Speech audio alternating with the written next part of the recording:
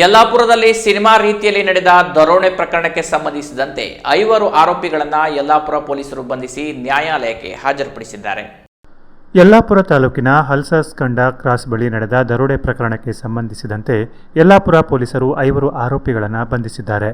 ಯಲ್ಲಾಪುರದ ನೂತನ ನಗರ ಜಡ್ಡಿಯ ನಿವಾಸಿ ಮೀರ್ ಆದಂ ಮುನಾಫ್ 20 ವರ್ಷ, ಕಾಳಮ್ಮ ನಗರದ ನಿವಾಸಿಗಳಾದ ರವಿ ನಾರಾಯಣ ಸಿದ್ದಿ 29 ವರ್ಷ, ಮೊಹಮ್ಮದ್ ರಿಜ್ವಾನ್ ಮೆಹಬೂಬ್ 22 ವರ್ಷ, ಜಹೀರುದ್ದೀನ್ ಖಾದಿರ್ ಬಾಯಿ 28 ವರ್ಷ ಮತ್ತು ದೇಹಳ್ಳಿಯ ನಾಗೇಂದ್ರ ಬಾಬು ಸಿದ್ದಿ 34 ವರ್ಷ ಬಂಧಿತ ಆರೋಪಿಗಳಾಗಿದ್ದಾರೆ.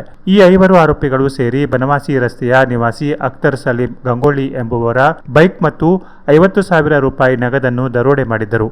ಅಖ್ತರ್ ಅವರು ನವೆಂಬರ್ 19ರಂದು ತಮ್ಮ ಸ್ಕೂಟರ್ ಮೇಲೆ ಯಲ್ಲಾಪುರದಿಂದ ಸಿರಸಿಗೆ ಹೋಗುತ್ತಿರುವಾಗ ಹಲ್ಸಸ್ಕಂಡ ಕ್ರಾಸ್ ಬಳಿ ಮೂತ್ರ ವಿಸರ್ಜನೆ ಮಾಡಲು ಸ್ಕೂಟರ್ ನಿಲ್ಲಿಸಿದ ಸಂದರ್ಭದಲ್ಲಿ ವಿಳಾಸ ಕೇಳುವ ನೆಪದಲ್ಲಿ ಅವರ ಬಳಿ ಬಂದ ಆರೋಪಿಗಳು ಕಣ್ಣಿಗೆ ಕಾರದ ಪುಡಿ ಎರಚಿ ಅವರ ಪ್ಯಾಂಟ್ ಜೇಬಿನಲ್ಲಿದ್ದ 50,000 ರೂಪಾಯಿ ನಗದು ಹಾಗೂ ಸ್ಕೂಟರ್ ಅನ್ನ ಬಲವಂತವಾಗಿ ಕಿತ್ತುಕೊಂಡು ಪರಾರಿಯಾಗಿದ್ದರು.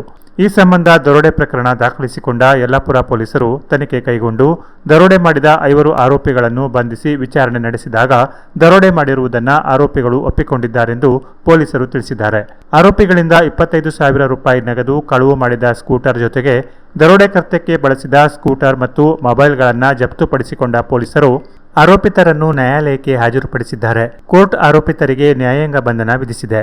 ಈ ಕಾರ್ಯಾಚರಣೆಯಲ್ಲಿ ಎಸ್ಪಿ ಎಂ ನಾರಾಯಣ್ ಅವರ ಮಾರ್ಗದರ್ಶನದಲ್ಲಿ ಹೆಚ್ಚುವರಿ ಪೊಲೀಸ್ ಅಧೀಕ್ಷಕರಾದ ಜಗದೀಶ್ ಎಂ, ಪೊಲೀಸ್ ಉಪಾಧೀಕ್ಷಕರಾದ ಗಣೇಶ್ ಕೆಎಲ್ ಸೂಚನೆ ಮೇರೆಗೆ ಯಲ್ಲಾಪುರ ಪಿಐ ರಮೇಶ್ ಹನಾಪುರ ನೇತೃತ್ವದಲ್ಲಿ ಪಿಎಸ್ಐ ಸಿದ್ದಪ್ಪ ಗುಡಿ, ಸಿಬ್ಬಂದಿಯಾದ ಮೊಹಮ್ಮದ್ ಶಫಿ, ಉಮೇಶ್ ತಂಬರಗಿ, ರಾಘವೇಂದ್ರ ಮುಳೆ, ಗಿರೀಶ್ ಲಮಾಣಿ, ಪರಶುರಾಮ್ ಕಾಳೆ, ನಂದೇಶ್ವರ, ಕರುಣಕುಮಾರ್, ಶೋಭಾ ನಾಯ್ಕ್, ಶಿಲ್ಪಾ ಗೌಡ ಇತರರು ಪಾಲ್ಗೊಂಡಿದ್ದರು.